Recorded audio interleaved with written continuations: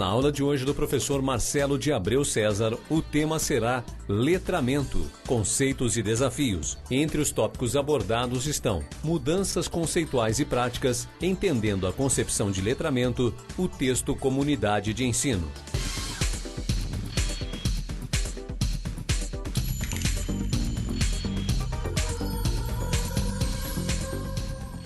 Olá pessoal, sejam bem-vindos a mais uma aula da disciplina Alfabetização e Letramento.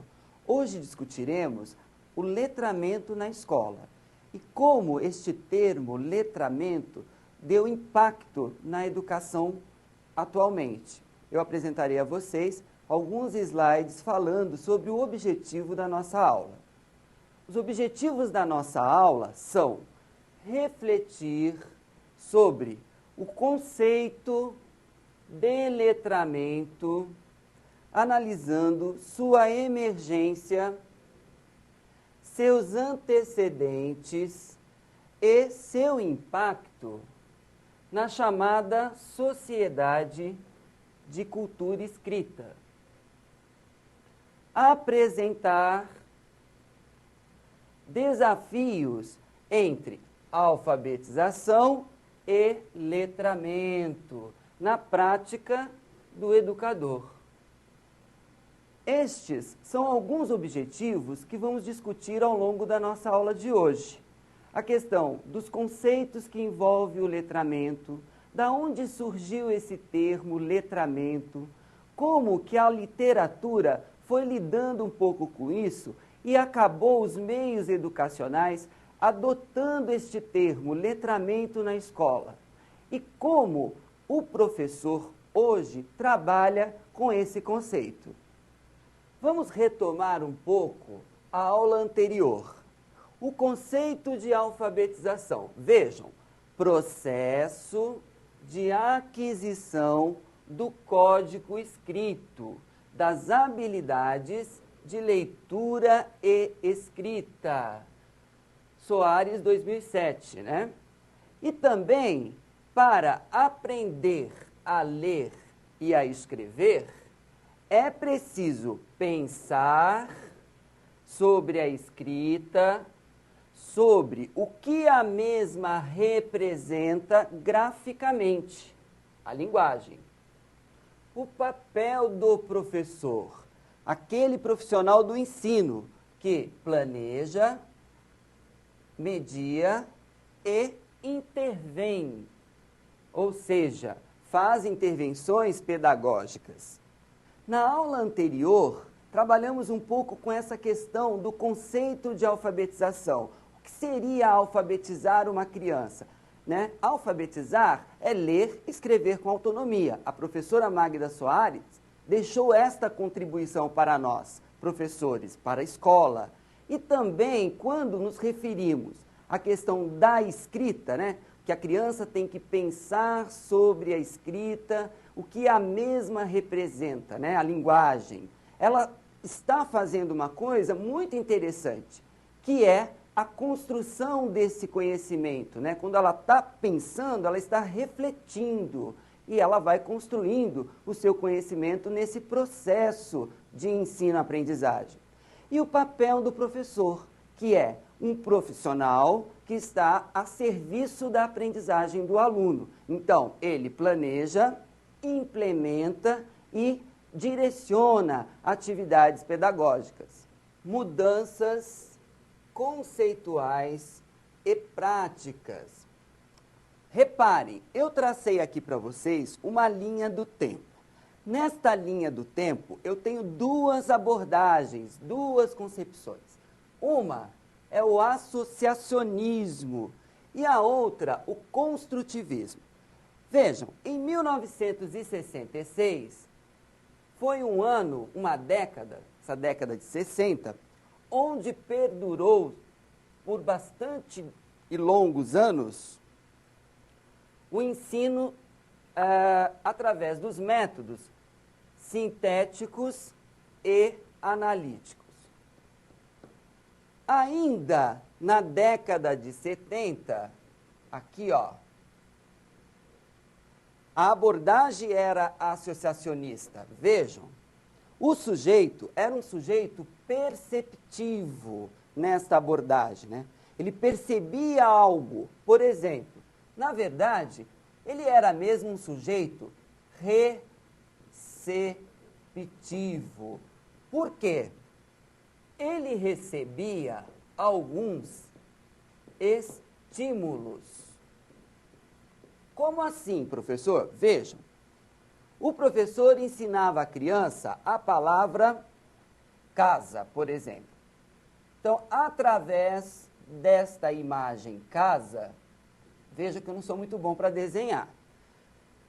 O aluno tinha que apresentar a palavra casa. Então, através da figura casa, o professor, né, mostrava a figura casa para o aluno e o aluno tinha que apresentar uma resposta. E que resposta era esta, por exemplo? A palavra casa. Então, o professor aí trabalhava com alguns estímulos visuais, a imagem e também a palavra. O professor também poderia trabalhar com outros estímulos. Por exemplo, ele fala a palavra casa. Olha, vocês vão escrever casa. E o aluno tinha que escrever a palavra casa. Veja, são estímulos diferentes, né? Um é o estímulo auditivo e o outro era o texto, né, que o aluno tinha que escrever, que é o estímulo impresso. Vejam, são estímulos diferentes. Em 1980, começa um movimento, através das pesquisas da professora Emília Ferreiro, e o sujeito não passa mais a ser um sujeito perceptivo ou receptivo, ele passa a ser um sujeito ativo. E ele é ativo por quê? Porque ele age sobre o conhecimento. E ele é ativo porque ele vai agir sobre o objeto de conhecimento. Vejam, então, o sujeito aqui é um sujeito ativo. O que a gente pode estar pensando nessa concepção? Se ele age sobre o objeto de conhecimento, ele vai construindo saberes, construindo conhecimento. No caso da escrita, ele vai pensando formas de escrever determinadas palavras. Então, ele vai construindo o seu conhecimento nesse caminhar. Qual a diferença do ano de 1980 para 1990? A diferença é que no ano de 1990, o sujeito passa a ser interativo. Então, vejam, além dele agir sobre o objeto de conhecimento, esse aluno tem que interagir. Interagir significa interagir não só mais com o objeto de conhecimento, interagir com o outro. Então, por exemplo, com o professor, ele é mediado por alguém, ou por um adulto, seja o pai, a mãe dele, quando está ensinando coisas para ele, por exemplo, e na escola, pelo professor. São abordagens diferentes no sentido de que a única diferença que a gente pode estar destacando, tanto para o construtivismo de 1980, como o construtivismo, e alguns autores chamam até de pós-construtivismo, para 1990, é o meio. Em 1980, esse construtivismo finca raízes nos estudos de Piaget. E de 1990 até a nossa contemporaneidade, trabalhamos com a ideia de um sujeito interativo. Então, vai buscar conhecimento nos escritos de Vygotsky. Em 2000 em diante, ou seja, na contemporaneidade, nós temos o sujeito histórico-cultural, que é um sujeito da linguagem.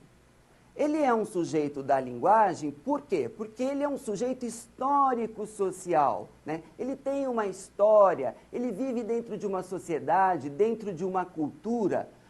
Desta forma, a gente consegue marcar um pouco o caminho pelo qual a alfabetização foi se modificando, né? Pensávamos numa alfabetização sintética e analítica para uma concepção de alfabetização mais construtivista, mais reflexiva. Vejam, em 1970, começa um movimento que seria da importância da prontidão para a alfabetização. O que isso representa? Nessa questão da prontidão, é como se o aluno tivesse que estar pronto para se alfabetizar. Então, trabalhava-se muito as questões perceptivo-motoras. Vejam, essa questão era uma questão assim. A escola pensava que para a criança se alfabetizar, teria que ensinar ela a questão da lateralidade, a questão dos exercícios de coordenação motora. Enfim, o que isso representava? Representava, sim, como um pré-requisito para a alfabetização. Como se, para alfabetizar, o aluno teria que ter essa coordenação motora, essa questão da lateralidade. Trabalhava-se com essa criança para que essa criança fosse alfabetizada com eficácia no futuro. Ainda na abordagem associacionista, sujeito perceptivo, como a gente discutiu no slide anterior, em 1970, vejam, ainda havia a questão da escolha do melhor método. Então, aqui, as cartilhas, elas imperavam a todo vapor. Vejam, por quê? Porque realmente elas ensinavam. Ensinavam porque tinham caminhos sintéticos ou analíticos. Se ensinava também do mais simples para o mais complexo, né? Só era oferecido à criança textos que a mesma pudesse dominar. Então, aqui, vejam, nessa questão, é quando aparecia, por exemplo, as palavras de repetição e memorização, chamadas palavras geradoras. Nessa concepção, ainda de 1970, o professor trabalhava com alguns estímulos, né? Mostrava para essa criança alguns estímulos. E ele trabalhava ensinando do mais simples para o mais complexo. Ensinava primeiro as crianças as letras, depois letras que iam se juntando em sílabas, palavras, e aí ele trabalhava com uma série de palavras geradoras. E essas palavras geradoras, o que aconteciam? Elas iam se juntando em pequenas frases. Esses textos curtos, né? Então, por exemplo, o professor mostrava um estímulo, que era a foto de uma mulher com uma criança no colo. E logo abaixo vinha assim, o bebê baba na babá. Vejam, o bebê baba na babá, é lógico que ele vai babar na babá. Ele está deitado no colo da babá, né, no ombro da babá, ele só pode babar mesmo na babá. Agora vejam, esses textos eram textos fora do âmbito da escola, que não existia no âmbito da escola, perdão. Eram textos que só existiam dentro da escola. E aí, como que fica essa questão? Bom, em 1980, com a chegada das ideias da professora Emília Ferreiro, as coisas começam a dar uma reviravolta na alfabetização. Vejamos, já em 1980, o professor passa a ser o organizador do ambiente, que seria, no caso, o ambiente do qual ele está alfabetizando. Veja, e ênfase no aprendizado. O aprendizado, nesta concepção,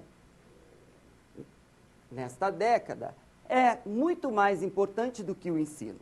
E aí foi que surgiu a psicogênese da língua escrita, dando as suas contribuições, né?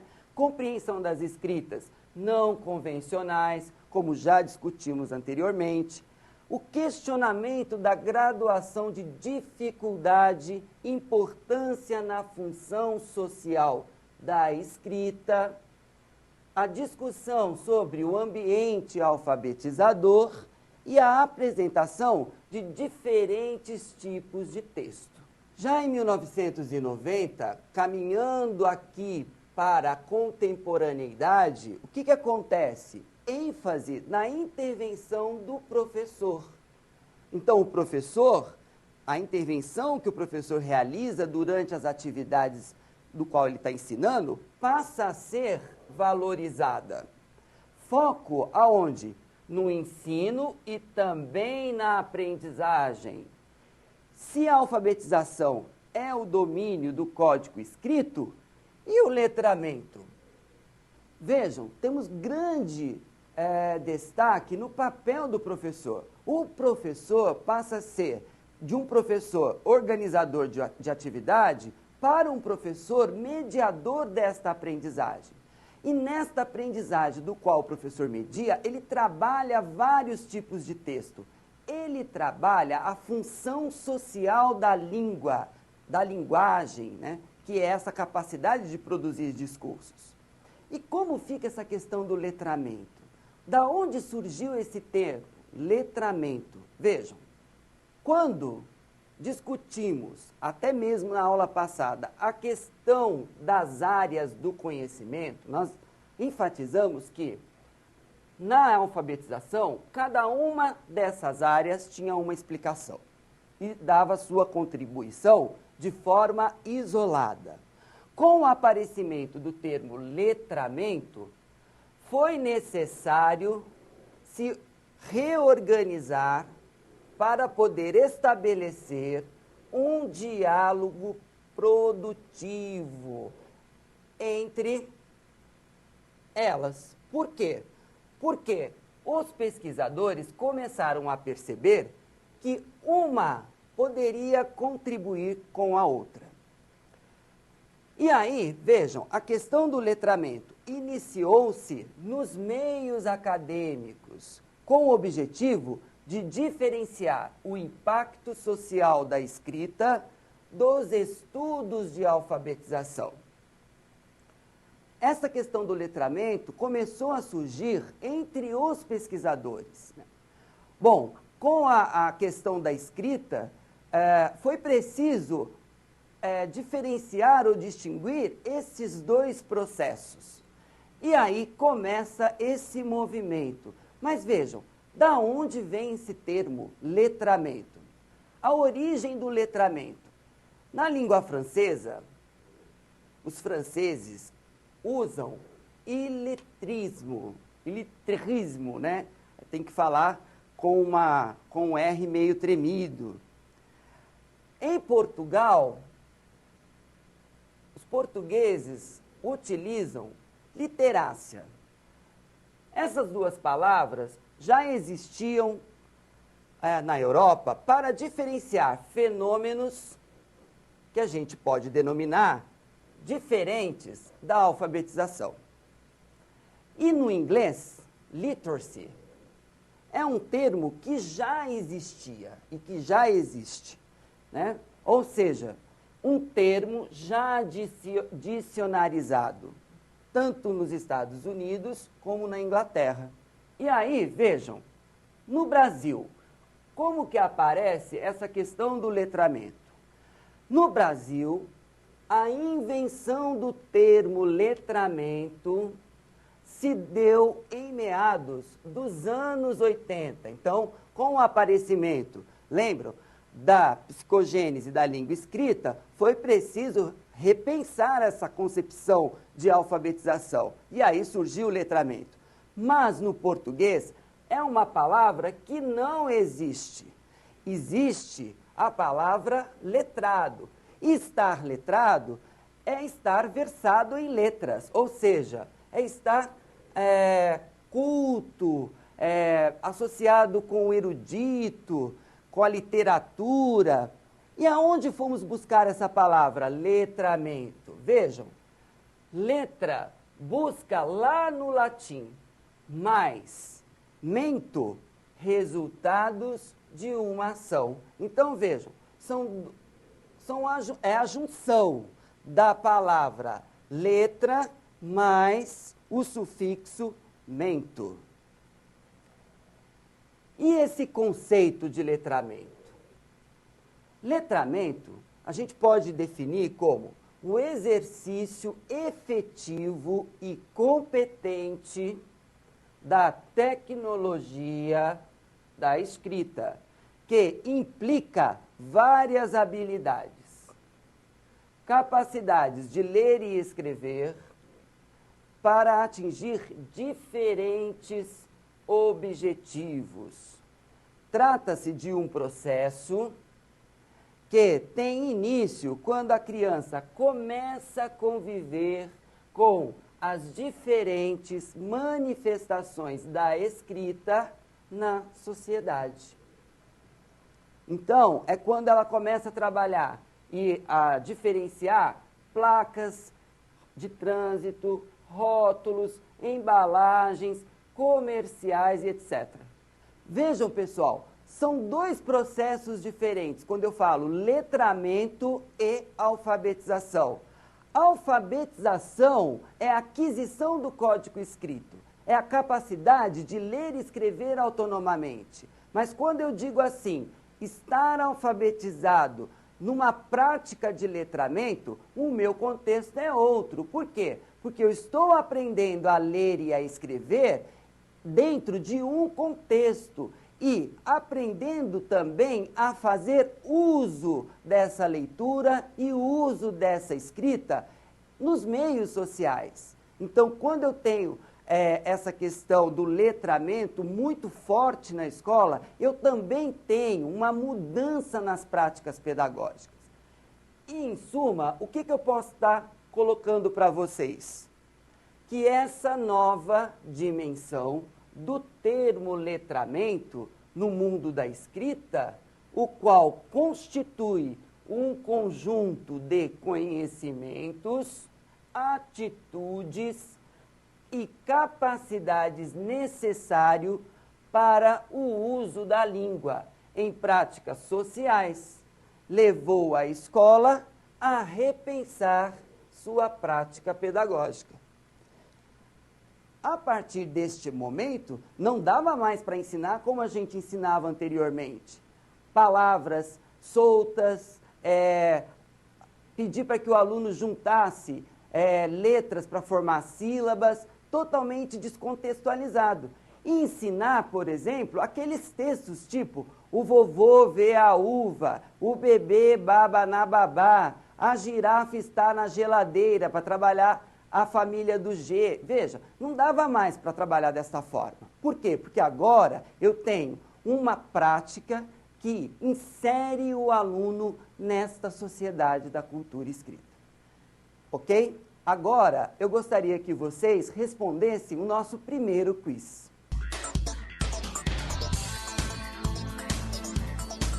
Todos os conceitos abaixo referem-se ao processo de letramento, exceto a alternativa A, é o resultado da ação de ensinar a ler e escrever com imersão em práticas sociais. Alternativa B, condição necessária para que um grupo social ou um indivíduo aproprie-se da escrita. Alternativa C, é o processo das habilidades básicas de leitura e escrita para uso em sociedade.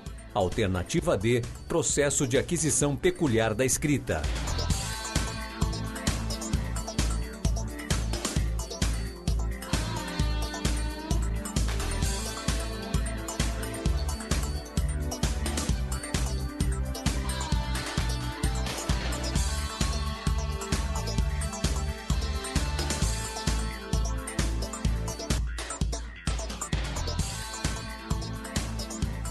Parabéns para você que assinalou a letra D. É isso mesmo, processo de aquisição peculiar da escrita. Por que peculiar? Porque é um atributo do indivíduo. Refere-se às práticas de alfabetização e não de letramento. Parabéns para você.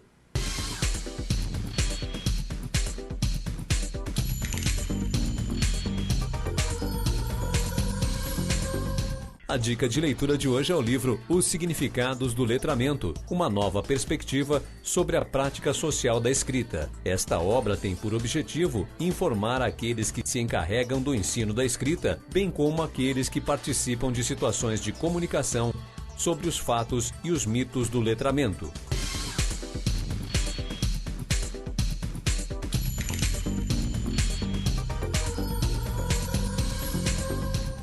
Neste segundo bloco, vamos discutir a questão do letramento e da alfabetização.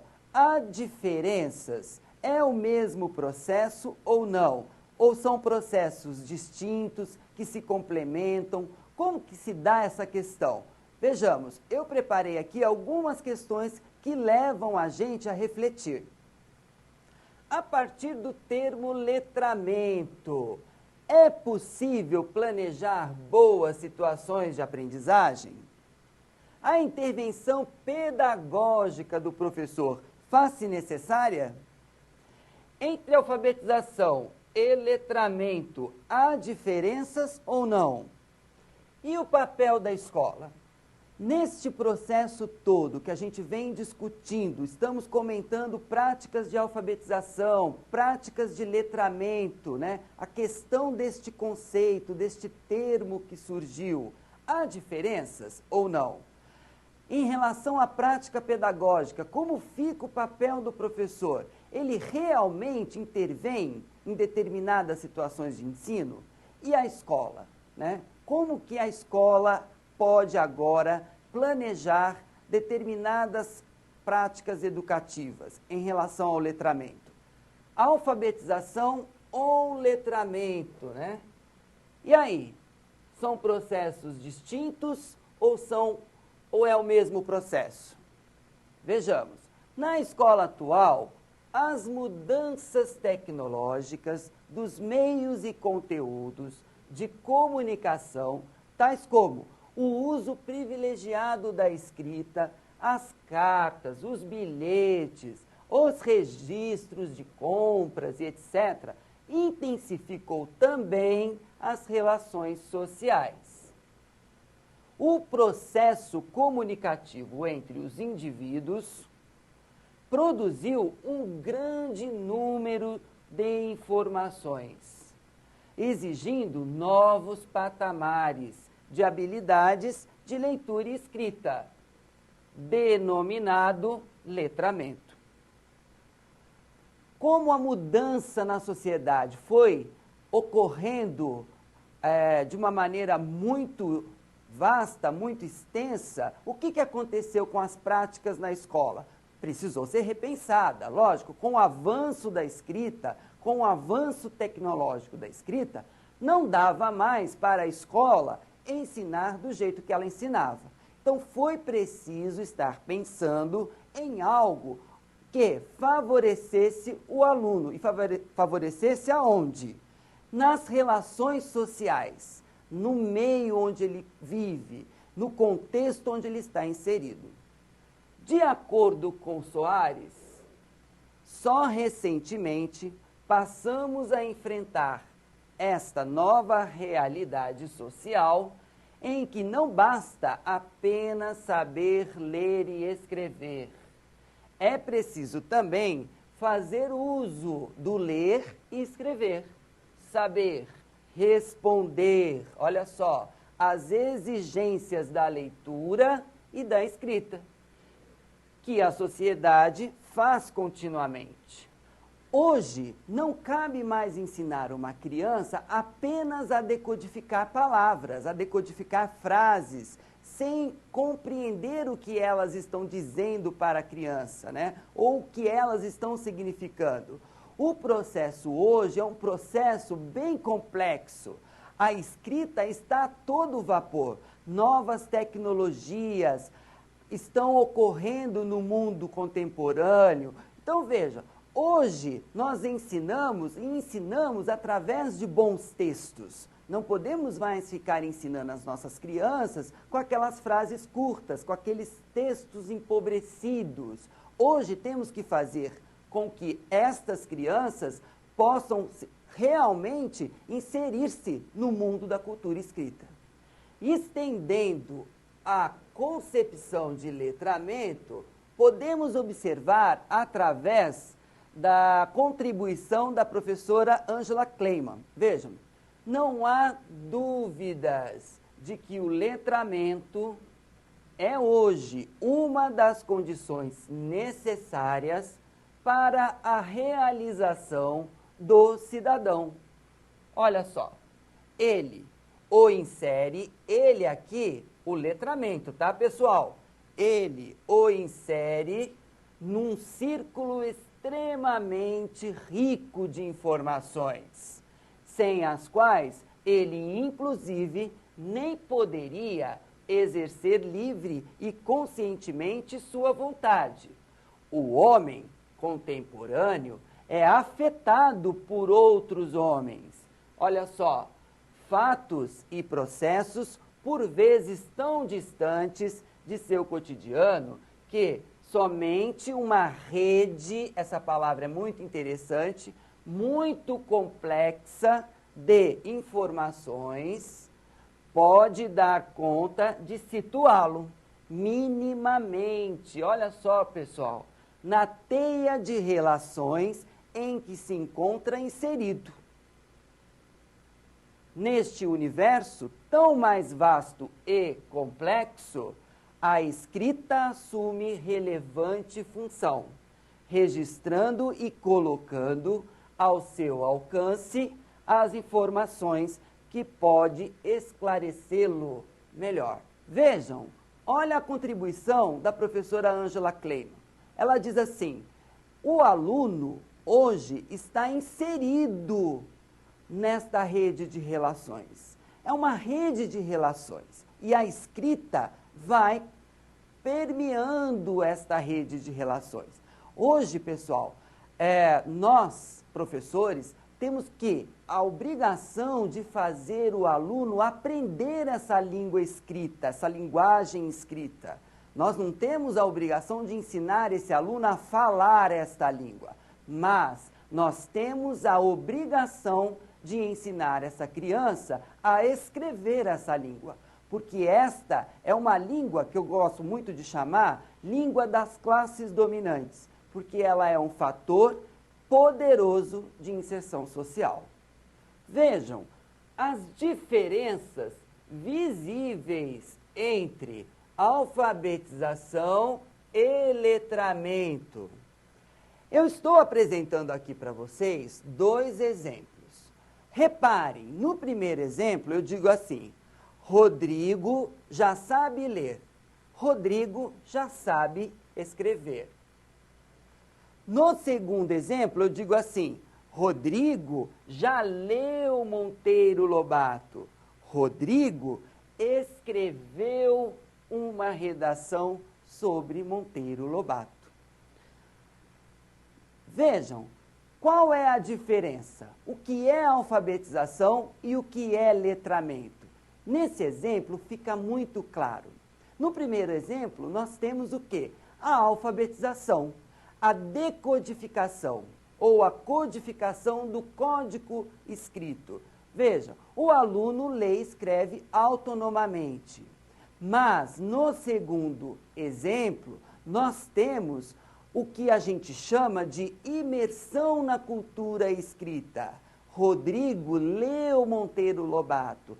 Rodrigo produziu uma redação sobre Monteiro Lobato. Vejam, pessoal, são coisas diferentes, são processos distintos. Um é um processo simplesmente de aquisição do código linguístico.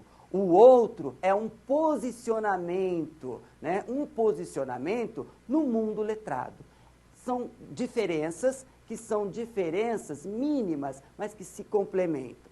E aí nós temos 2 processos, letramento e alfabetização. São processos diferentes, porém complementares. Concluindo, o que a gente pode dizer? Compreende-se que a prática pedagógica mais adequada e produtiva na escola é aquela que beneficia de maneira articulada e simultânea a alfabetização e o letramento. Vejamos, isso é uma coisa muito importante que nós, professores, temos que ter isso em mente. Quando estamos alfabetizando, também estamos inserindo práticas de letramento, práticas letradas. Não se ensina a ler e a escrever isolando o aluno desse mundo escrito. A alfabetização é importante, mas ela é um processo pequeno, mas importante, de todo o resto. E esse todo o resto é o meu letramento. Então, o que nós, professores, temos que fazer? Inserir esta criança, fazer com que ela adquira o código escrito, né, as habilidades básicas do ler e escrever, porém que ela também seja inserida nesse mundo da cultura escrita, ok? Eu convido a vocês para o nosso segundo quiz.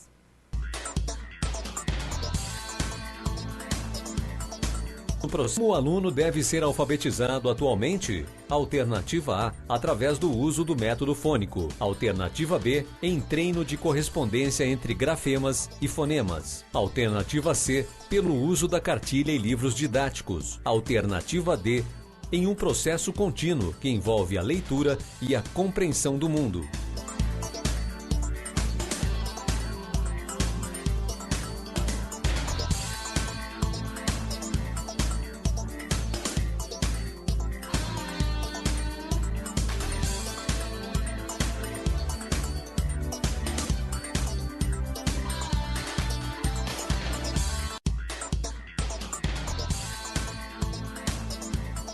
Parabéns para você que assinalou a letra D.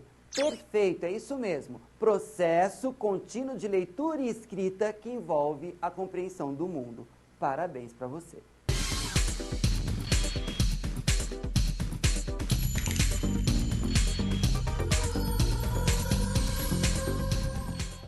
Nesse nosso último bloco, vamos discutir um pouco as práticas de alfabetização e letramento em contextos letrados.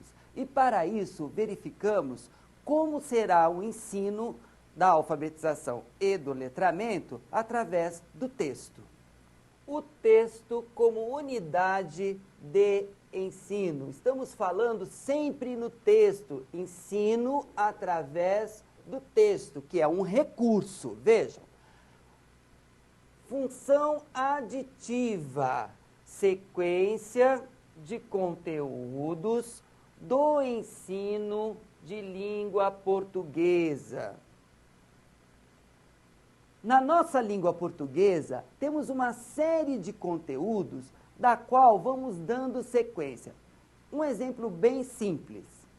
Letras que se combinam e formam sílabas, que se combinam e formam palavras, que vão se juntar e formar frases, e frases que se juntam e formam texto.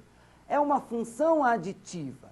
Na escola, lá na década de 60, que hoje comentamos aqui, a escola exercia este ensino do mais simples para o mais complexo. Ensinava primeiro as letras, aí o menininho lá juntava-se as letras, formava as sílabas e assim ia até a palavra. Lembram disso? E alguns conteúdos da língua portuguesa também são assim, são ensinados hoje em dia. Então, quando falamos em língua portuguesa, estamos nos referindo ao ensino da leitura e da escrita. Isso tem que ficar bastante claro para a gente. O objetivo do ensino de língua portuguesa é que o aluno aprenda a produzir e a interpretar textos. Olha só, o texto é o elemento articulador da prática pedagógica no ensino da língua.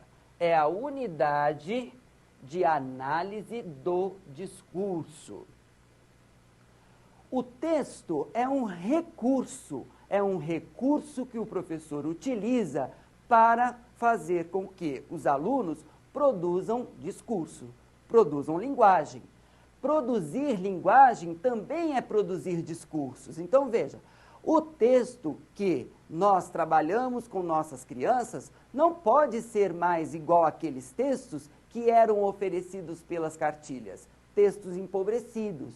Hoje temos que trabalhar com a criança textos ricos e diversos tipos de textos. Ainda tomando o texto com unidade de ensino, temos aqui, olha, texto e discurso são equivalentes, mas com conceitos distintos. Texto é o segmento do discurso.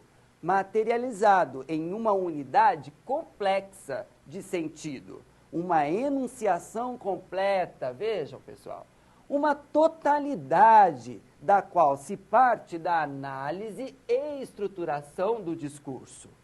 A extensão do texto não o define. Quando eu falo em texto e discurso, eu estou falando de coisas equivalentes, mas que têm uma distinção, têm uma diferenciação. Quando eu falo texto, eu estou dizendo, olha, o meu texto é eficiente. Por que que o meu texto é eficiente? Porque a forma que eu materializei o meu discurso é produtivo, é eficiente. Deu conta do recado. Eu consegui transmitir a minha mensagem com eficiência. O meu interlocutor entendeu o meu discurso. Por isso é que são processos diferentes, são coisas distintas, mas são equivalentes. Vejam, e quando eu falo em texto, eu estou falando de uma unidade que materializa a minha linguagem. Então, é muito interessante que este texto seja rico, com um repertório amplo. Por quê? Ele, com repertório amplo, ele vai ajudar a criança a se alfabetizar melhor, porque vai dando repertório para essa criança. Alguns equívocos na prática textual. Apresentavam textos curtos aos estudantes, onde eles teriam a capacidade de ler e escrever com autonomia. Vejam, pessoal, a escola estava acostumada a oferecer textos curtos para essas crianças, para esses jovens ou para esses adultos que estavam em processo de alfabetização. O que acontecia? Esperava-se que a criança, esse jovem ou este adulto, dominasse a leitura e a escrita. Na verdade, o que a gente pode estar observando é que os textos curtos são textos empobrecidos. E por serem empobrecidos, não repertoriava o aprendizado do aluno. E aí ficava complicado aprender a ler e a escrever dessa forma. Aproximava-se os textos das crianças, simplificando-os. Olha só, em vez de aproximar as crianças dos textos de qualidade, textos, palavras ou frases que eram totalmente descontextualizadas. Olha, pessoal, é uma coisa muito interessante da gente estar pensando. Vejam, o texto não tem uma extensão. Eu posso dizer assim para você, olha, o meu nome é um texto. Quando eu digo isso? Quando eu, por exemplo, estou assinando um cheque, eu estou assinando o meu nome. Veja, o meu nome, ele pode ser composto de 3, 4 palavras. Mas ele é um texto porque não tem dimensão. E é um texto porque o meu nome, que está sendo assinado num talão de cheque, está dentro de um contexto. Da mesma forma, quando o professor trabalha listas de palavras com as crianças. Olha, vamos trabalhar a lista de brincadeiras. Por que que cada palavrinha daquela é uma brincadeira e é um texto? Porque está inserido dentro de um contexto. Por exemplo, a palavra pare. Se eu digo para a criança assim, olha, esta é a palavra pare, junto com um monte de palavras com a letra P, panela, pipoca, são palavras diferentes. Vejamos, numa lista onde eu tenho uma série de palavras que começam com a letra P, na verdade, essas palavras são um amontoado de palavras, porque para a criança não significa nada. Agora, se eu pegar a palavra pare e colocar dentro de uma placa de trânsito, passa a ser um texto. Por quê? Porque está inserida num contexto.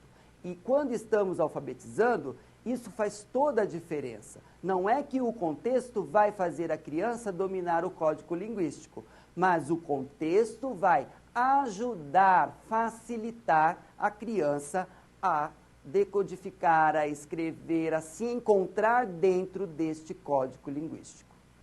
E a reflexão sobre a língua? Como que acontece? Onde se dá esta reflexão? Vejam, quando a gente diz linguagem, nós estamos nos referindo a atividades de natureza reflexiva, ou seja, atividades de análise linguística. Quando eu digo assim, o meu aluno produziu um bom texto. Por quê? Porque ele teve avanços. Avanços aonde? Na escrita. E este avanço é na competência também de produzir textos. E aí, vejam, essas atividades se classificam em epilinguísticas e metalinguísticas. O que são atividades linguísticas? Nós já comentamos que são atividades de reflexão sobre a língua. Vejamos, nas epilinguísticas, a reflexão volta-se para onde? Para o uso no próprio interior da atividade linguística, em que se realiza. Nas metalinguísticas, não estão propriamente vinculadas ao processo discursivo.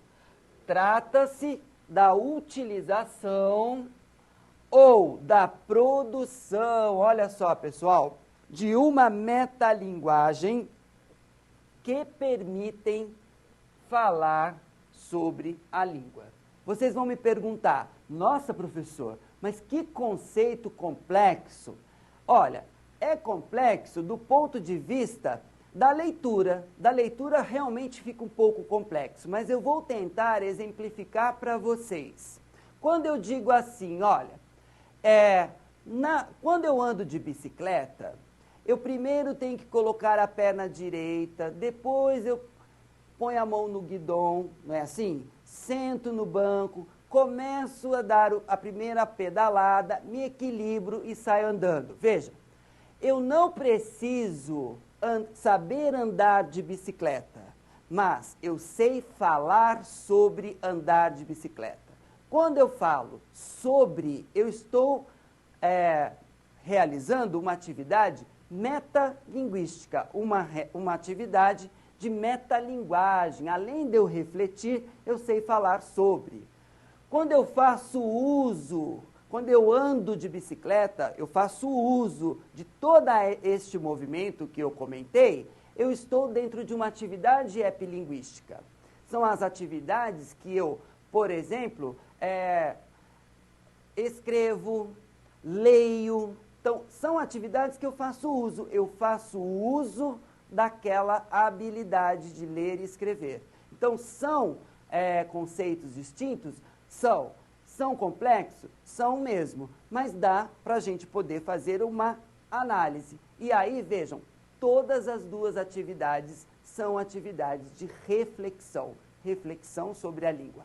Uma coisa é eu falar sobre, a outra é eu realizar. Quando eu realizo, eu estou dentro de uma atividade epilinguística, ok?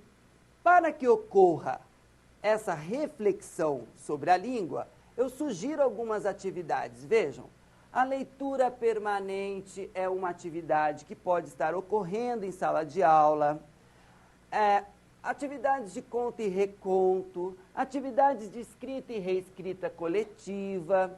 Então, a partir de textos bem escritos, a produção de seus próprios textos, por exemplo, os gêneros definidos. Quer dizer, eu tenho uma série de atividades que podem servir de atividades de reflexão sobre a língua. Estão aí algumas sugestões de atividades.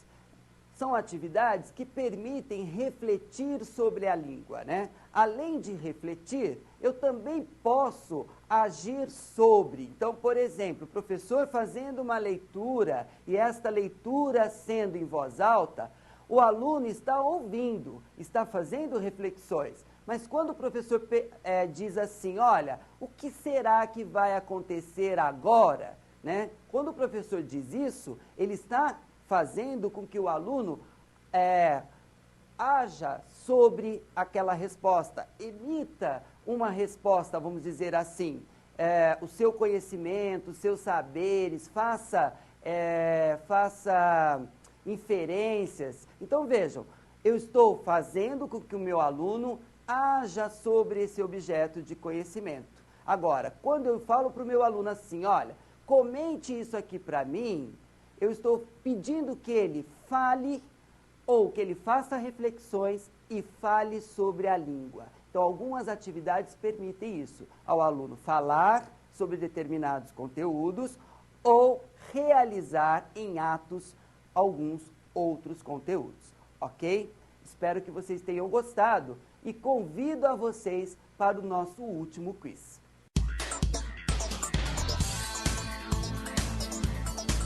Assinale a alternativa que contém 3 equívocos no processo de aquisição de escrita com o uso de textos na escola. Alternativa A, textos longos, sistematizados e contextualizados. Alternativa B, textos bem escritos, repertório e linguagem. Alternativa C, palavras, frases e textos de uso social.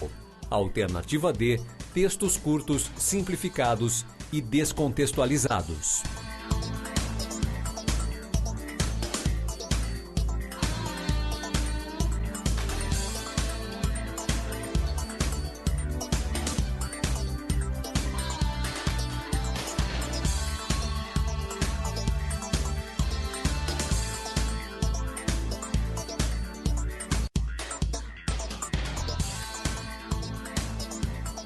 Parabéns para você que assinalou a letra D.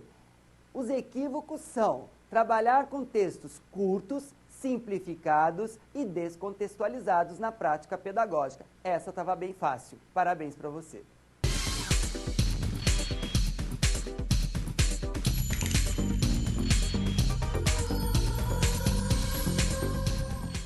Chegamos ao final de mais uma aula. Não esqueçam de acessar a plataforma. Na próxima aula, discutiremos práticas de alfabetização em contexto de letramento. A gente se encontra lá. Até a próxima.